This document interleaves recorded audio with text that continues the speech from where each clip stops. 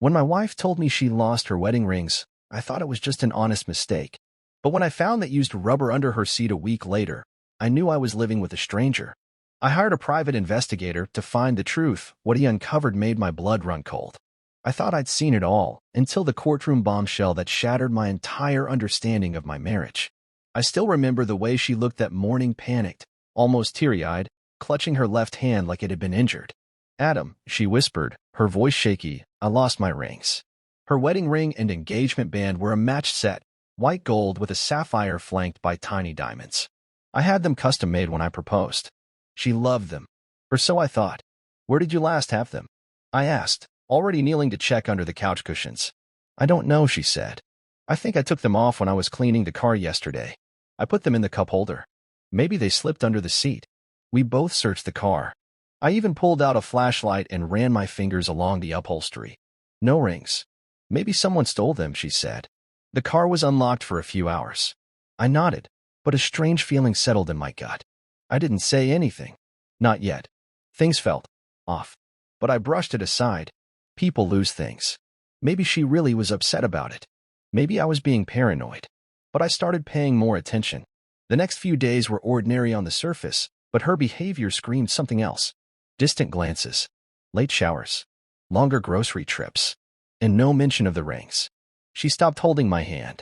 A week after the rings disappeared, I was cleaning out her car myself. I told her I'd do a deep vacuum to check one more time. She didn't protest. In fact, she avoided me that whole morning. And then I found it. Crumpled near the back seat, partially tucked under the mat, something no married man wants to discover in his wife's car. A used condom. I stared at it for a long time. My stomach clenched.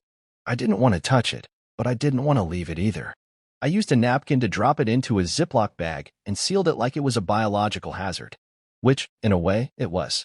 That was the moment my world tilted. Suddenly, everything felt wrong. Her missing rings, the weird silences, the sudden distance, none of it felt accidental anymore. I didn't confront her. Not yet. I needed to be sure. If I accused her, she'd deny it. I'd seen enough stories online. If this was really happening, I needed proof. So I did something I never thought I'd do. I hired a private investigator. His name was Carl Jennings. Ex-cop turned PI, with a rough beard and sharp eyes. He didn't flinch when I told him what I'd found. "Cheaters are usually sloppy," he said. "You just caught the first crack. Let me see what I can dig up."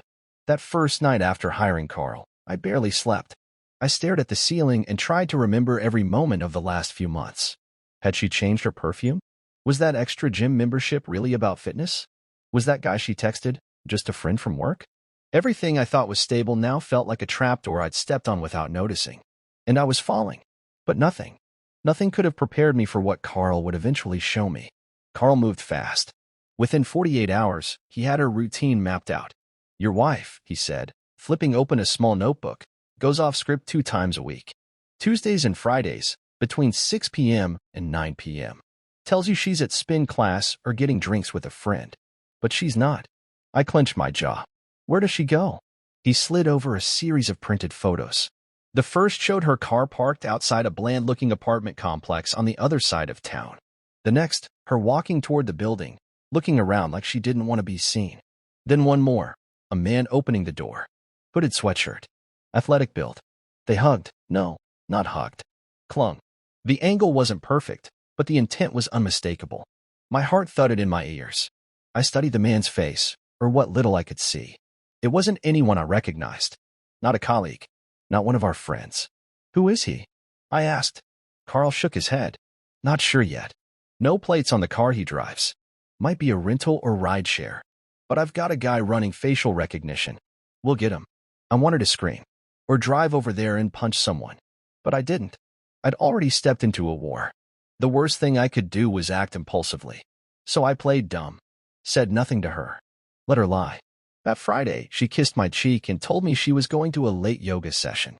My fists curled, but I smiled and wished her a good class. Then I texted Carl. "She's on the move." An hour later, Carl sent me a live update. Confirmed. Same building. She's inside. Then 5 words that felt like ice in my veins. Lights went out. Bedroom window. I couldn't breathe. Carl called me the next day. "I have video," he said. My chest tightened. I don't know if I want to see it. I wouldn't recommend it, he said bluntly. But if you're heading to court, you need it. I agreed to meet. He slid a USB across the table and kept his expression neutral. She's not being discreet, he said. We have footage from the building's hallway cam. She's there often. Same guy. They're not hiding. That night, I watched it alone. It felt like watching someone else's life unravel. The hallway camera showed her laughing, fixing her hair, clutching a small overnight bag. And him, no hoodie this time. He opened the door like he owned her. He touched her the way I used to. She melted into it. I paused the footage, rewound, froze it on his face. Now I could see him clearly. I didn't recognize him, but I hated him. And her? I didn't even know who she was anymore. The next morning, I did what any rational man on the edge would do. I walked into a high-rise downtown and asked for Ethan Price, a top-tier divorce attorney, the kind with shark's teeth behind his charming smile. Ethan didn't flinch when I handed him the flash drive and explained the situation. Adultery, deception, asset concealment. This gives us leverage, he said. If we play this right, we'll take her for everything she's worth. That should have made me feel better. It didn't. But then Ethan paused, fingers steepled. Before we go nuclear, he said, we need to know everything. You said she lost her rings a week before you found the condom. That timing might not be a coincidence. I blinked. What do you mean? Some cheaters pawn jewelry. Fast cash, no questions asked. He turned to his paralegal. Run a check through local pawn shops. See if anything resembling those rings came in within the last 2 weeks. That was the moment the puzzle pieces started clicking in my mind. The missing rings. The extra cash she suddenly had. The new clothes. The night she came home smelling like hotel soap. She hadn't just strayed, she'd planned it. Funded it.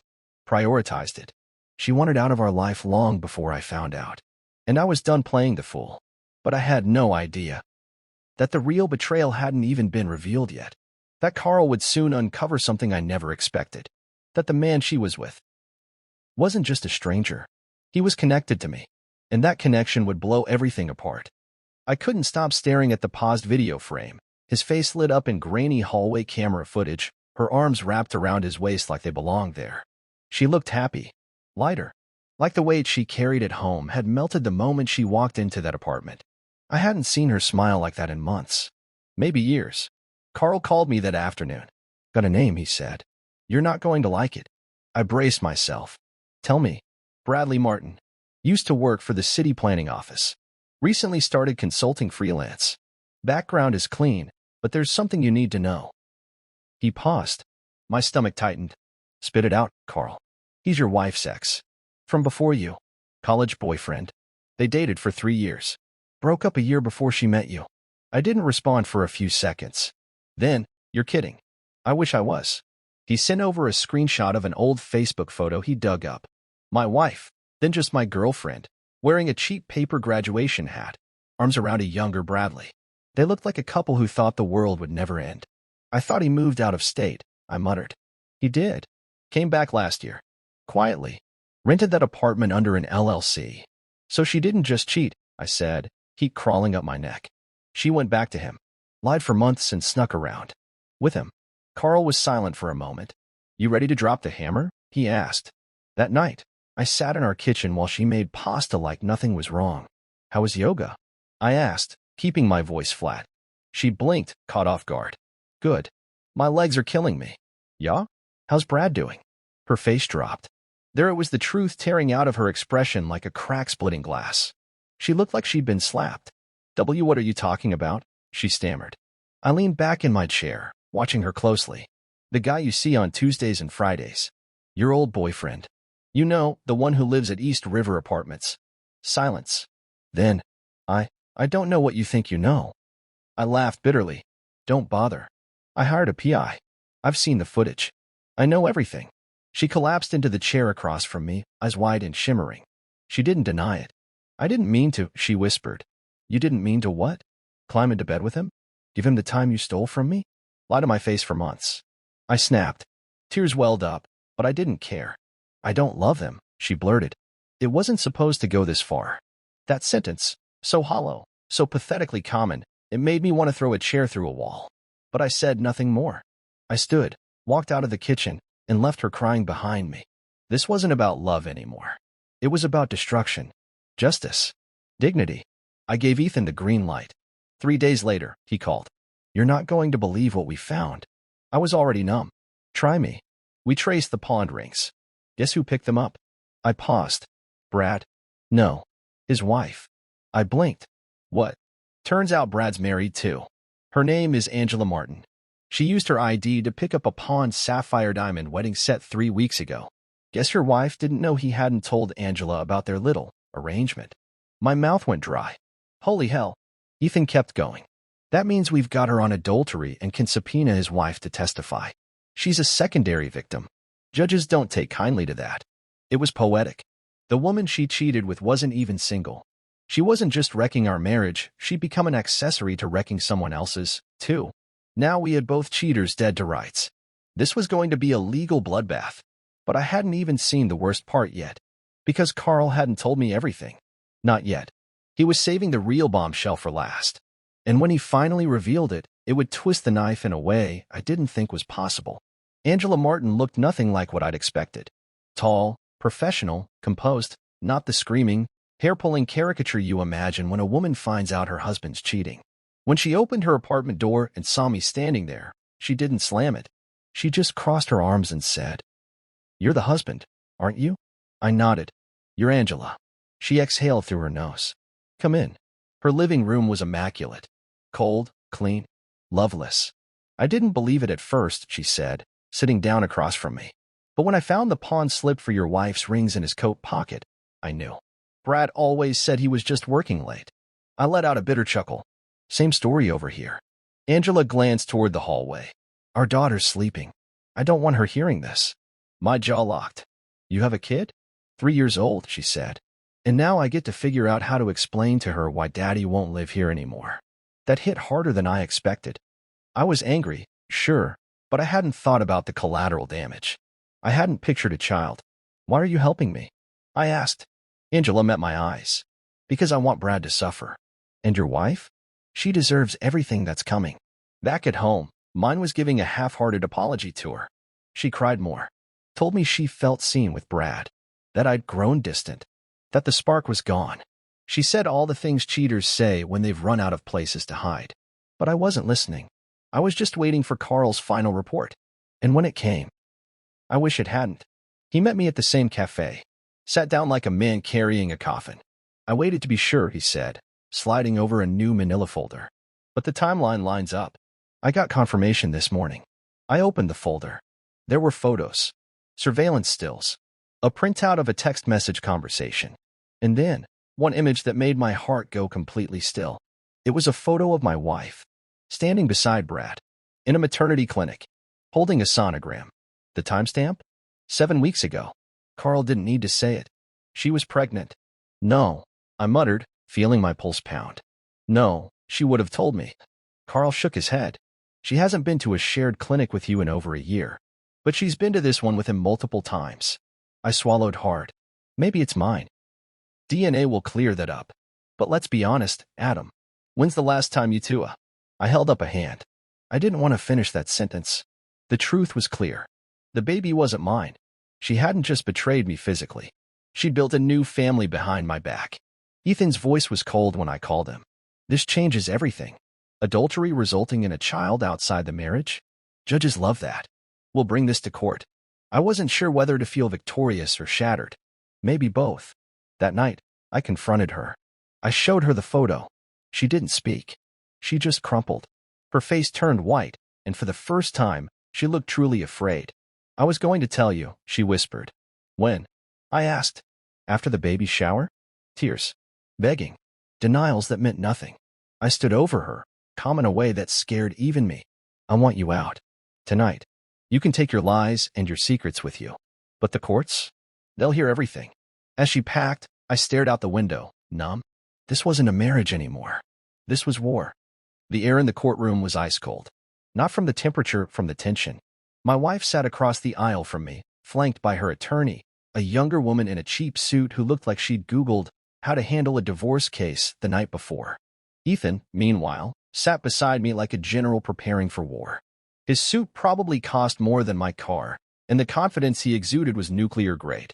You ready? He asked, flipping through his notes. Born ready, I said. I wasn't. But I'd come too far to show weakness now. We had the evidence. Surveillance footage of her entering Brad's apartment. Photos of them together. Text messages Carl pulled from cloud backups. Financial records proving she'd pawned her wedding rings for quick cash. And of course, the sonogram. The cherry on top? Angela's sworn affidavit, accompanied by her statement that she would testify under oath if needed. The judge, a sharp-eyed woman in her 50s, wasted no time. Ethan started us off strong, detailing our marriage, the timeline of betrayal, and the financial lies. Then came the evidence. Each exhibit was submitted like a blade to the neck. The opposing attorney barely objected. She knew they were buried. My wife wouldn't even look at me. Then the judge turned to her.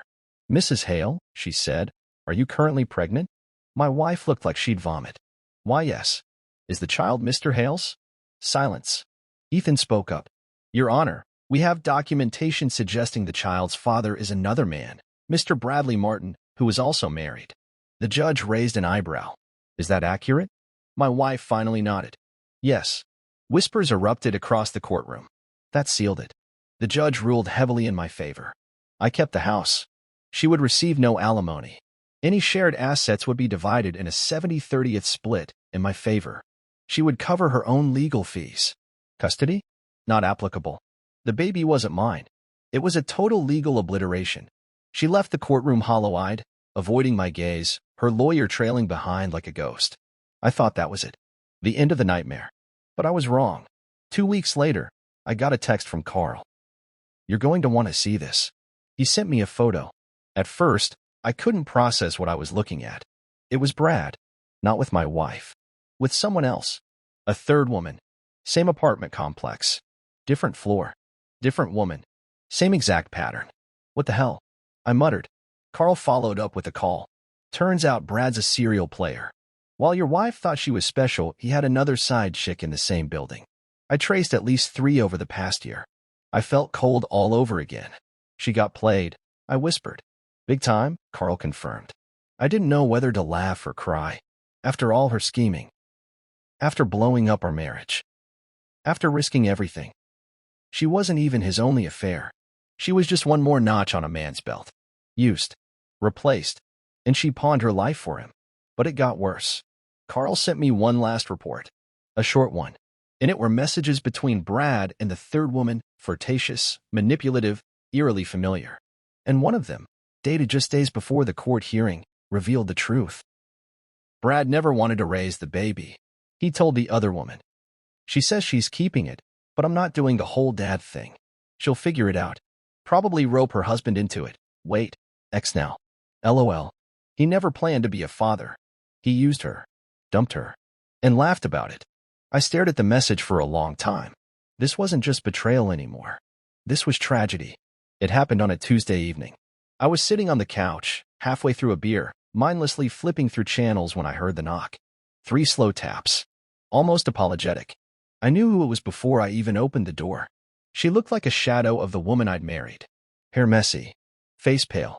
Dark circles under her eyes. Her coat didn't fit right, like she'd lost weight in the weeks since the trial. I leaned on the doorframe.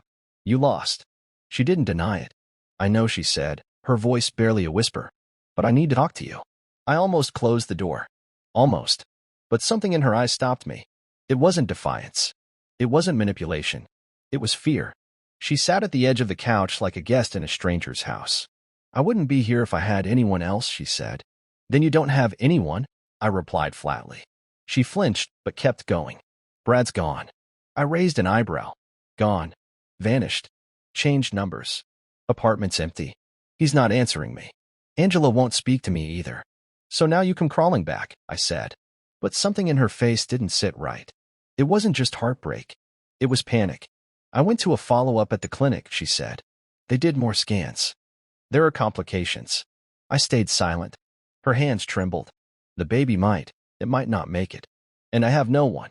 That got me. Against my will. Because no matter how much I hated her, no matter what she'd done, she was still a human being. And there was still a child inside her. "I'm not asking for money," she added quickly. "I'm not asking you to take me back. I need help. With hospital visits. With paperwork. I don't even have a ride."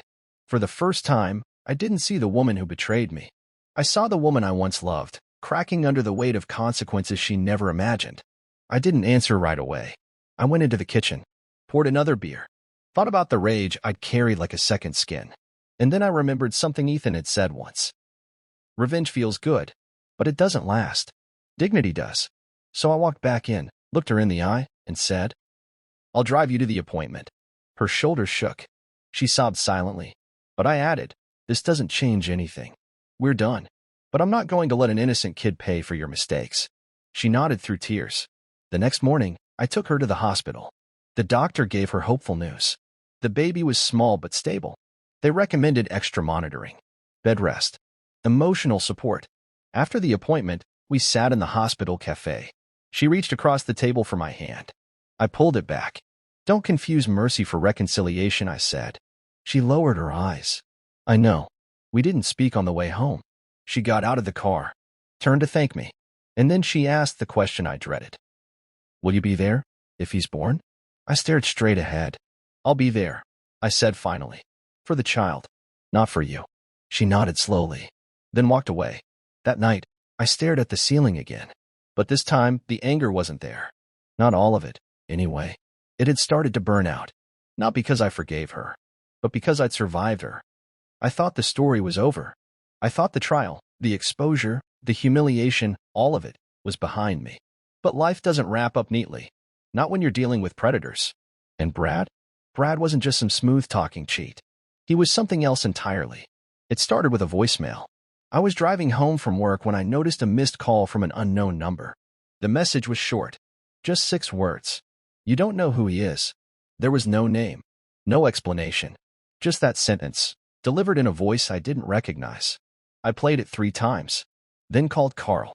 He met me an hour later at a diner. I slid the phone across the table. He listened, brow furrowed. "That's not a prank," he muttered. "Somebody wants you looking deeper."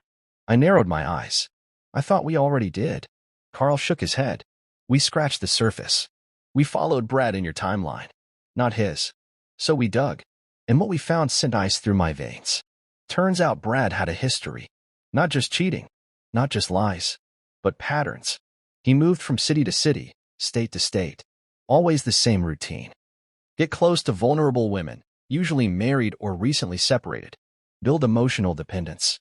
Use them for money, favors, emotional crutches. Then vanish once he'd taken what he wanted. He had no permanent job, no fixed address, just aliases, fake LLCs, disguised online identities. And 5 women in other states had filed civil claims against him. Seduction, fraud, emotional manipulation. Even one who accused him of coercion and mental abuse. Nothing ever stuck long enough to jail him. But the trail was long and dark. Carl leaned forward across the table. "Your wife wasn't a love interest to him. She was a target. She had savings, a marriage in decline, emotional instability. You were the obstacle." I froze. "What are you saying?" "I'm saying Brad didn't just stumble into her life," Carl replied. "He planned it. Found her online. Looked into your background. You've got an inheritance from your father, right?" "Yeah," I said slowly. He nodded. "That's why he picked her. She was the weak link. He seduced her, convinced her to leave you, and figured you'd break down, pay up, maybe even buy her silence to avoid scandal." "But I didn't," I said. "No," Carl said with a cold smile. "You hired me instead." My stomach turned. It wasn't an affair. It was a con job. I hadn't just lost a wife. I'd been hunted. That night, I called Angela. She answered on the second ring. "I need to see you," I said. "Now." She met me at the same cafe where we'd spoken before. She looked older, harder. Like betrayal had aged her, too. I told her everything. About the message. The investigation. The other women. Angela didn't cry. She just pulled out her phone and said, "He used my sister too. 2 years ago. Left her with debt she's still paying off." I stared at her. "Why didn't you say anything before?" "I didn't know it was him. He used a different name. But the face? Same. He's a predator. We made a plan. She would go to the authorities with everything she knew, her testimony, the financial records, his movements. Carl would assist. Quietly. It wouldn't undo what he did, but it would help make sure he didn't do it again. Then, the next morning, I got a call from an unknown number. A man's voice this time. Calm. confident, but cold. You should have left it alone, Adam. But now, I might just have to finish what I started. Click. The line went dead. I sat in my car, phone trembling in my hand, and I realized something horrifying. Brad was watching me. Still, I didn't call the police after Brad's threat. Not yet. Because this wasn't just about fear anymore. It was about justice. Not the courtroom kind, the real kind. The kind people don't talk about in polite company. So I called Carl. We need to trap him, I said. Carl's voice was steady. You sure you're ready for that? I was ready the day I found the rubber in her car. Our plan was simple. Dangerous, but simple. Brad thrived in shadows. In secrets. He targeted people who wouldn't talk, wouldn't fight back. So we'd make noise. Angela agreed to bait him. She created a burner account. Posed as a new fan, someone who'd found Brad's old blog posts and inspirational videos he used to post back when he was pretending to be a coach and life advisor. He took the bait. Within 2 days, he messaged her back. You seem like someone who gets me. It made my skin crawl, but Angela kept him hooked. Over the next week, he opened up, in the same manipulative, controlling, flirty tone he used on my wife and the others. He gave just enough detail to confirm his identity and to give Carl what he needed. Carl traced the IP, found the VPN he was using, broke through a few layers of digital smoke. Eventually, we had it. An ABB under another alias. Just outside the city. We waited until the right night. Carl followed him from a distance. Took photos. Recorded audio. Built an airtight case. Then, we went in. Angela knocked on the door. He opened it. And froze. Not because of her. Because I was standing behind her. His face went slack. Pale. For the first time, Brad looked cornered. Adam, he said, trying to recover. What are you doing here, man? This isn't what you think. You don't get to speak, I snapped. Carl stepped out of the shadows and raised his phone. I suggest you sit down, Brad. You're being recorded. And we've got enough on you to put your charming little lifestyle on ice. He tried to run. Bad move. Carl's not just a PI, he's ex-military. It took 2 seconds to slam Brad into the ground and zip tie his hands. Then Carl leaned down and whispered, smile for the camera, creep. We didn't call the cops right away. First, we made him listen. To the recordings. The testimonies. The women he hurt. Angela read the statement her sister gave. I showed him the screenshots of his own messages. Brad didn't say a word. Because for the first time, he realized his game was over. Then we called the police. He was arrested on multiple fraud-related charges and suspicion of coercive behavior pending further investigation. Angela and 3 other women pressed charges. And my wife? She found out from the news. His mugshot was everywhere. She called me that night. Sobbing. Rambling. I didn't know. I didn't know what he really was. I didn't scream. I didn't insult her. I just said one thing. You threw away a husband for a con artist. You pawned your rings for a man who saw you as a mark. And you let him ruin everything. Then I hung up and blocked her for good. But the story wasn't over. A week later, I got a letter. No name on the envelope. Just one line written inside. You still don't know everything. Hey, friend. There was a photo enclosed. And when I saw it, my hands started shaking. Because in that photo was Brad. Sitting across a table from my brother. I stared at the photo for a long time. My brother, Jason, sitting across from Brad in what looked like a bar or maybe a coffee shop. They weren't just passing each other. They were talking. Leaning in. Laughing. The timestamp said it was taken 3 months before my wife's missing rings. Before the lies. Before they used rubber. My breath came shallow. Why the hell was my brother talking to him? Jason and I hadn't been close for a while. We were civil, but something had shifted after our father died. He got weird about the inheritance, made a fuss about how it was unfair. I got the house, even though Dad had made it clear in the will. We hadn't fought openly, but there was tension. Enough that I wasn't surprised when he started distancing himself. But this was nuclear. I called Carl and showed him the photo. He didn't flinch.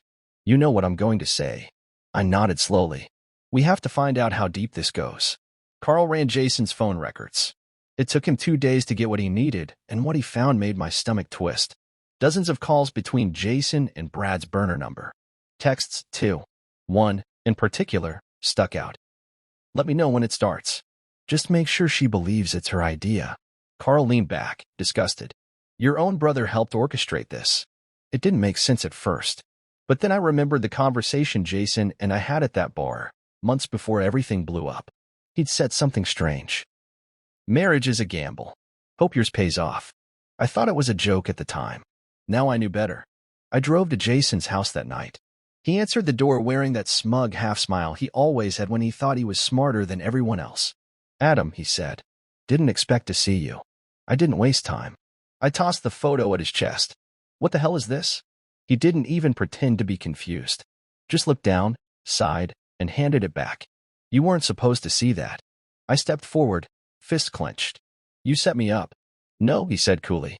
"I gave fate a little nudge. That woman was already teetering, man. You were too blind to see it. All I did was give her a push. You hired Brad." I hissed. He shrugged. "I connected dots. Introduced people. Brad did the rest." I couldn't believe what I was hearing. "My wife cheated on me. Got pregnant. Lied for months. And you helped make it happen?" He met my eyes with a coldness I'd never seen in him before.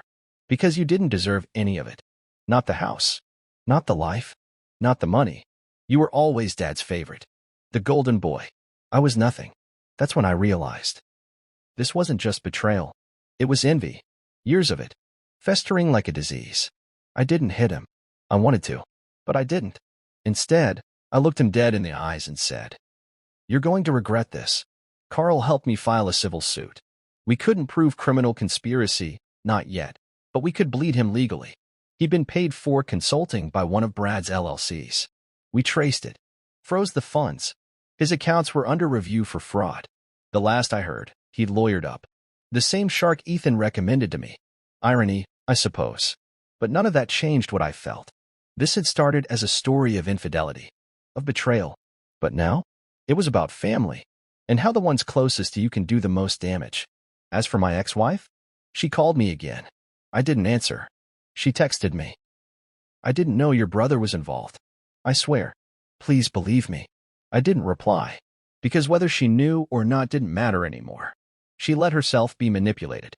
She let herself be used. And in the end, it destroyed all of us. It was a rainy Thursday when I got the call. From the hospital. "She's gone into labor," the nurse said. "You're listed as an emergency contact. She asked for you." I sat in my car for almost 30 minutes, engine running, rain pelting the windshield. I thought about ignoring it. Let her suffer alone. Let her realize the cost of what she'd done. But then I remembered something I'd said to her weeks ago. "I'll be there. For the child. Not for you." So I went. The waiting room was dim and cold. The buzz of fluorescent lights overhead reminded me of the courtroom. Places where judgment is passed. When I stepped into the room, she looked up at me, face pale and exhausted, eyes swollen. But she didn't say a word. She didn't need to. She knew what she'd lost. Hours later, I stood outside the nursery. And there he was. Tiny. Quiet. Wrapped in a blue blanket. My ex-wife was asleep. Alone. A nurse asked me if I wanted to hold him. I didn't answer right away. I just stared. There was a part of me, a large, broken part, that wanted to walk away. But something kept me rooted. It wasn't forgiveness. It wasn't love. It was honor. I held him. He looked up at me with eyes too new to understand anything. He didn't know what his mother had done. He didn't know how I'd been betrayed, framed, used. All he knew was warmth, breath, life. He was innocent. And for some reason, that broke me more than anything else. The nurse handed me the paperwork. No father listed. She said she didn't want the real one on record. Brad was gone. Disgraced. On the run. Angela had filed a restraining order. The other women were moving forward with their suits. He was finished. And now this child, this pure, undeserving child, had no name on the father line. I hesitated. Then I signed the guardian form. No, I wasn't legally bound. No, I didn't owe her anything. But this wasn't about her. This was about him. Weeks passed. I didn't take full custody, not yet. But I made sure he had diapers, formula, clothes, support. I kept it quiet. Off paper. I wanted no strings tied to her anymore. But I wasn't going to let a child pay the price for the sins of the people who made him. My brother? Sued. Ruined. Publicly shamed when his role in Brad's scam surfaced online through a whistleblower blog. He reached out once. Left a voicemail that said, "You win. You always do." I deleted it. Because this wasn't about winning anymore. This was about healing. 1 year later, I stood in the same park where I used to take long walks alone, back when the nightmare began. This time, I had a stroller. He gurgled at the birds and the leaves and the breeze, blissfully unaware of the storm that had once raged around him. A woman walked by and smiled. "Your son." I looked down at him, then up at her, and I said, with no hesitation, "Yes, my son." This wasn't the ending I expected. Not when I found that rubber. Not when I hired the PI. Not when I saw those photos. But maybe that's life. Sometimes the people you love betray you. Sometimes your own blood poisons your world.